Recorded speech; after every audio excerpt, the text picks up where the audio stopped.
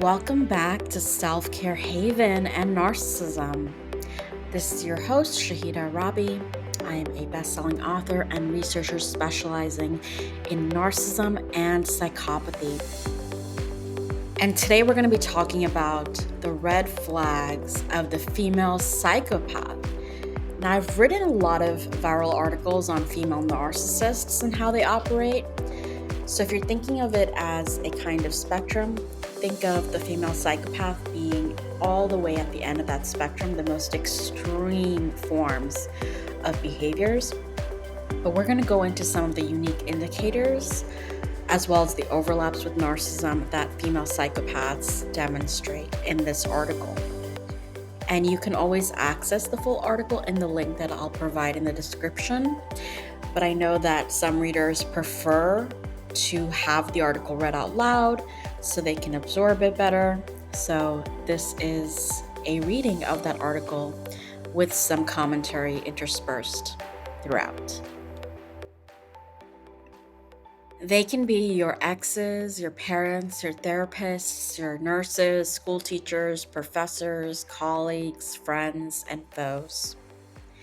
The female psychopath may be more rare than the male psychopath, but they still do considerable damage. A 2021 meta-analysis using studies totaling 11,497 people revealed that psychopathy has a prevalence rate of around 4.5 in the general adult population. And this rate goes down to 1.2% if you're using the gold standard psychopathy checklist by Robert Hare. However, psychopathy researchers have argued that this gender difference may be attributed to the fact that scales measuring psychopathy were actually originally designed to capture psychopathic traits in the male prison population. So some of it may not apply directly to the way that female psychopaths behave. Psychopathy researchers also estimate that around 30% of people in the general population may have some degree of psychopathic traits. Even if they're not full-fledged psychopaths, this means that their traits and their behaviors can affect those around them in a negative way, right? Since female psychopaths tend to be less physically violent and more interpersonally manipulative, probably due to gender socialization, and they also tend to have this callousness, this dishonest charm, and lack of emotion as more central features of their psychopathy than male psychopaths. In addition to that, they have greater emotional intelligence than male psychopaths. So they can actually fly under our radar even more so than male psychopaths, combined with their skill for deception. But what do female psychopaths actually look like? How do they behave? If they're not serial killers or career criminals or overt bullies, what are the telltale signs that do actually give them away? Here are the red flags to look out for.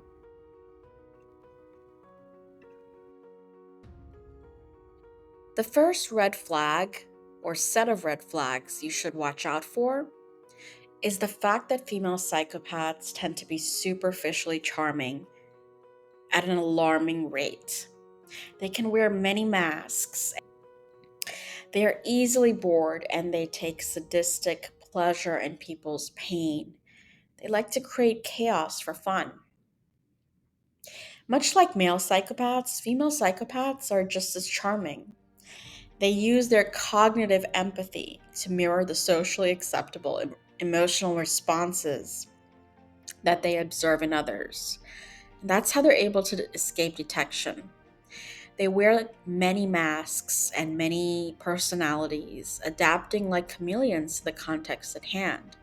So if you're observing a person who seems to be very shape-shifting when it comes to meeting different people and interacting with them, maybe they mirror your specific interests and hobbies, but then you see them talking to somebody else and they also mirror their specific interests and hobbies, that could be one of the signs. Some even adopt a demeanor of being nurturing and maternal, or they embody damsel in distress tropes. They play the victim, using pity ploys to garner sympathy. But inside, they're cold, they're callous, they're conniving, and they're cruel. And this may be revealed more subtly through an overly sweet, saccharine tone of voice that is betrayed by a micro expression of bitterness. Or perhaps you catch the female psychopath demonstrating a smug sadism when she's putting down someone else, hearing about something that happened to them that was negative. You see this kind of sadism displayed on their face, and they can't always hide it. There is usually something off and inauthentic about the female psychopath's mannerisms, even if they appear otherwise friendly. And that's because their hidden contempt and condescension still slips out from time to time, especially if they see you as a threat and have made you a target. They derive satisfaction and pleasure from duping and conning people, and they feel thrilled when they cause others pain. They're skilled at deception, they're grandiose, and at times impulsive and irresponsible. Early on in childhood, they may exhibit cruelty to animals, they may bully other children, and they may even engage in criminal behaviors. Although male psychopaths tend to engage in those criminal behaviors more so, they use their charisma to climb the corporate ladder with ease, even if they lack the skills to truly succeed long term. Some even engage in fraud, embezzling funds, stealing the work of others. They figure out the weaknesses of others that they can exploit to their advantage. They are prone to boredom, so they manufacture chaos, pitting people against one another for a greater sense of power and control. They tend to be very grandiose. They victimize and bully the innocent, making prey out of the people that they feel threatened by or are envious of. They do this in real life as well as on social media. Research that includes both male and female participants indicates that sadism and psychopathic traits are related to higher levels of online trolling activity. So, you will likely notice both female narcissists and psychopaths online demeaning and insulting others, especially other women that they're jealous of. Red flag number 2, they enjoy partner poaching. In a 2022 BBC interview with female psychopaths, one of the female psychopaths interviewed described how she took great pleasure in having an affair with a married man. When she became bored of the relationship and discovered that he actually had other lovers, she didn't care about engaging with a married man. She had done it for 2 years. She only cared when he was also pursuing other people in addition to her, because she wasn't the only one. She ended the relationship by sending his naked pictures to his wife, including featuring herself with the woman's husband.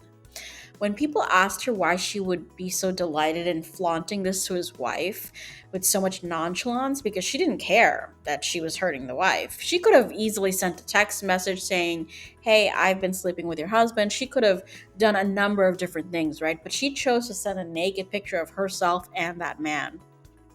So clearly, she did not care who she was hurting, and she just wanted the relationship to end, and she wanted it to end on her terms where she was the winner, right?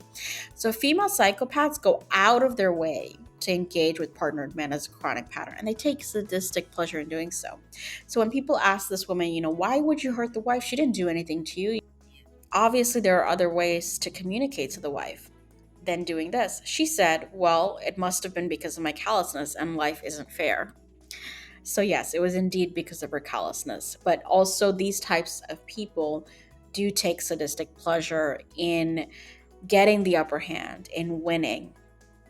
And research shows that this pattern of partner poaching is associated with psychopathic traits in both men and women, particularly being able to successfully poach someone. And of course, the person who is poached is also more likely to have dark triad traits. So we're not dismissing the accountability of the person who cheated. Obviously, the person who cheated in the relationship is the biggest culprit. However, people who serially poach as a way of life, as a lifestyle, tend to be on the psychopathic side. So we can't deny that either. Now, female psychopaths, because they engage in so much relational aggression, and social circles are kind of their center stage, right, where they can manipulate, exploit people. They may be especially prone to targeting the male partners of their friends because they gain this thrill of duping delight, of one-upping the people they know, and duping and conning these friends while hiding in plain sight. So you'll get stories of, and I'm not accusing anyone of being a psychopath here, but this is just an example to illustrate. You'll get stories about celebrities who, they met the wife, they met the kid, but they're cheating with the husband. So all this time they're kind of ingratiating themselves into the lives of another woman. They are cheating with their husband. So they're hiding in plain sight. They're covert wolves in sheep's clothing.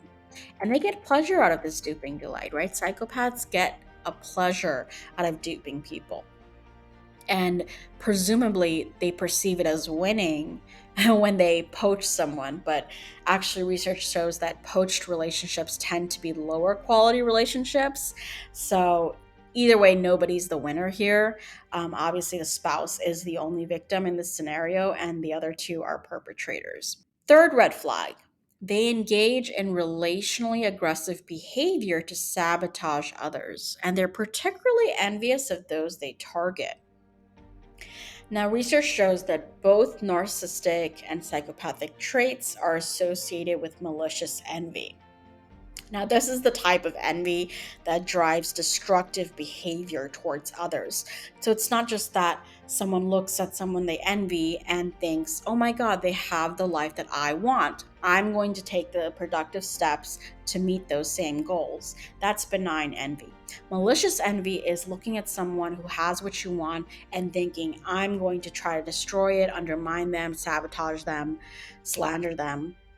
They will actually take destructive actions to try to harm the person that they envy, right? So if they are not outwardly violent, female psychopaths tend to channel their aggression into their social relationships, particularly their friendships and work relationships with other women. They interfere in the friendships of others, spreading gossip and rumors with malice.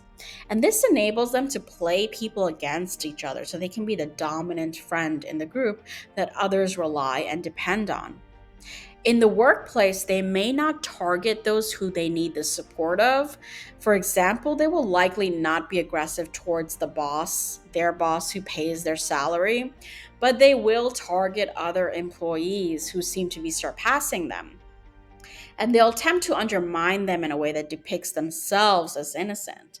So you'll see them spreading misinformation to their boss about really talented, hardworking employees that they know are up for a promotion, and they feel like they have a right to climb up the corporate ladder, even though they haven't done the work, they don't have the skills, they don't have the talent. Actually, research shows that psychopaths tend to be lower in management skills and lower in being a team player, lower in accomplishments, but they tend to get ahead in the workplace through their charisma alone. Long term, of course, they don't necessarily succeed because they end up getting caught for embezzling funds or bullying others, stealing work, and giving themselves credit, right? So they will eventually be caught out, but you will often see them slowly or rapidly climbing the corporate ladder initially with their charm. Now, if they work with vulnerable populations, they may even re victimize vulnerable clients. For example, a therapist who is also a female psychopath, yes, people who are psychopathic, narcissistic can go into the helping professions. Huge myth that they don't. In fact, they tend to be attracted to fields that grant them power and authority over others. So, as many empathic people that go into these fields, we have to acknowledge that there is a problem of people who are narcissistic or psychopathic entering these fields to disguise their true motives. So, a female psychopathic therapist could learn her client's triggers, but not for the purpose of helping them heal, but to gain power over them, right? To provoke them so they remain in therapy and continue paying her. A psychopathic female nurse. Now, there's been a lot of research literature on bullying in the nursing profession. So, psychopathy is actually a problem in the nursing profession. And research has shown that secondary psychopathy tends to be associated in higher levels with nurses. So, a psychopathic female nurse, we've heard all these stories about nurses killing their patients recently. They may administer the wrong dose of medication to watch their patients suffer. They may bully their other colleagues that they deem more attractive or talented than them. They can do a lot of things to exercise their power in the workplace in a way that harms others. Last red flag, but certainly not the least, in fact, it's probably the worst, is that they view life as a competition, ensnaring people in their mind games to win. And they lack remorse for their transgressions, no matter how heinous or violent those transgressions may be. So, whether they're a relationship partner, a family member, or friend, female psychopaths enjoy playing mind games, right? Much like male psychopaths. They gaslight others after insulting them covertly with backhanded comments. They ensure they capitalize on this sense of plausible deniability when they're confronted. So they'll say things like, oh my God, you're misreading into things. You're too sensitive. I didn't mean that at all, right? And they will put on this kind of innocent facade to make it seem like the person confronting them is the true aggressor. So they play the victim. They enjoy tearing down someone who is celebrating their success or exhibiting healthy pride. So you'll see them both in real life and in social media making these cutting comments toward people that have what they covet, and being rude and mean for no reason, really. And the reason, of course, is their own ego, their own sense of entitlement, their grandiosity. They feel like they are the best and they're entitled to be the best. And when they find out that they're not, and they actually lack the skills and they lack the competence and they lack the talent or the attractiveness or the popularity, whatever, they're coveting, wealth, resources, whatever, they decide to attack the people who have what they want, right? They're prone to pathological lying, so they use numerous diversion tactics to escape accountability for their actions. And they pretend to be the victims of those who call them out. So you have cases like Casey Anthony, where she made up a whole bunch of lies over and over and over again about, the nanny and who was taking care of her child. And it was these elaborate tales, right? And she had no remorse telling these tales. So you do have that pattern of pathological lying and deception in these psychopathic women. And they will love bomb you, they will devalue you, provoke jealousy in their partners. Again, research shows that narcissists and psychopaths provoke jealousy on purpose for power and control. They can also do it to retaliate against the person for a perceived slight or for unconsciously making them jealous, or to test the relationship in some way, sometimes to compensate for lower self-esteem, but that tends to be more evident in more vulnerable types rather than grandiose.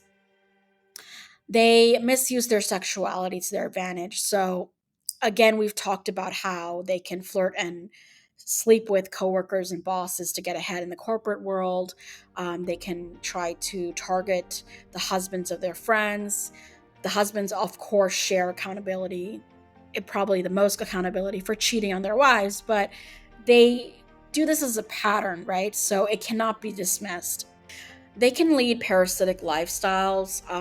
So, depending on the resources of their friends, their family members, their partners, and they leech off the resources of others. Now, I want to be careful with this one because I do want to acknowledge that we live in a society where women systemically are disempowered. So, just because a woman may be living with a man who provides for her, that doesn't necessarily make her a female psychopath. However, parasitic lifestyles is common in both male psychopaths and female psychopaths. So a male could be living with a female, leeching off her resources and be a psychopath. And a female psychopath who has all these other traits that I've described can also do that as well. So on its own, it's not enough to qualify for psychopathy, but it is a potential red flag. So they cheat on their doting spouses, and they cheat with the spouses of others purposely. In the most extreme cases, they murder their husbands. And there's been a few cases on this of wives murdering their husbands, poisoning them to get the life insurance money. So these murders could be goal directed. And they also help murder the wives, the husbands they're cheating with. And I don't want to name any names, but we have seen cases where you do suspect the person that they were cheating with was involved in the murder somehow. And there are cases where they actually directly murdered the wives, the husbands they were cheating with. Again, these murders could be very goal directed towards money, securing money from a life insurance policy.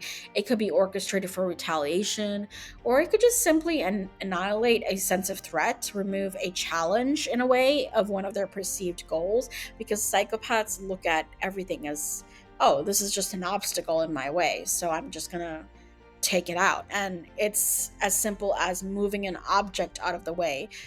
They equate it to murder, basically. So murdering someone to them is emotionally equivalent to moving something out of the way so they can walk through. They don't, have much remorse, and some of them may even be sadistically pleased by the murder that they commit. Mothers who are psychopathic will abuse their children, use them as pawns, right? So you have these stories of mothers who maybe they sexually exploit their kids by selling them or using them. Maybe they allow their kids to be abused by the men in their lives, and they show no remorse, no empathy at all. These are the psychopathic mothers that I'm talking about. They may even be jealous of their daughters, showing excessive hostility and aggression to them. And in the worst case scenarios, they will murder their own children if they feel their children are an inconvenience to their life and they just want to get rid of them. We see that in the case of Casey Anthony, where it seemed like she viewed her child as a burden to her lifestyle. And she believed that she was number one and she didn't need the child anymore. So they feel entitled to have all the attention on them, even if they don't crave the attention like female narcissists do. For them, it's not a need, it's something that just demonstrates their entitlement and the fact that they feel like they're a priority. It's all about profit or pleasure for them. If attention alleviates their chronic boredom, gives them a thrill, they'll take it because they like thrill seeking. They're high sensation seekers. They get, stimulated by enormous amounts of, duping others, conning others, doing something wrong, violating others. If it meets one of their goals, they will ruthlessly do whatever it takes to meet that goal. That's the connection that we see between instrumental aggression and psychopathy, right? They're focused on what benefits them without much remorse for any harm they've caused. If you're dealing with a female psychopath, it's really important to gain professional support, especially from a therapist who is, that they're empathic, who knows about these disorders, and you must cut ties, or if you can't avoid them entirely, such as, in the workplace, maybe family members, you must at least minimize contact, and you have to enforce those boundaries. You can't give them any personal information that they can use against you, right? Your mental well-being is the priority. It's paramount. You deserve to be free and you deserve to heal. Thank you for joining me on my podcast episode on the red flags of female psychopaths. I hope you found this episode helpful and enjoyable. And if you're looking for more resources on narcissism and psychopathy, you can visit my website at selfcarehaven.org or shahidaarabi.com. And be sure to check out my books, Becoming the Narcissist Nightmare, Power, Surviving and Thriving After Narcissistic Abuse, as well as my latest book, available in all major bookstores, The Highly Sensitive Person's Guide to Dealing with Toxic People. How to Reclaim Your Power from Narcissists and Other Manipulators. Thank you so much for listening in, and take care.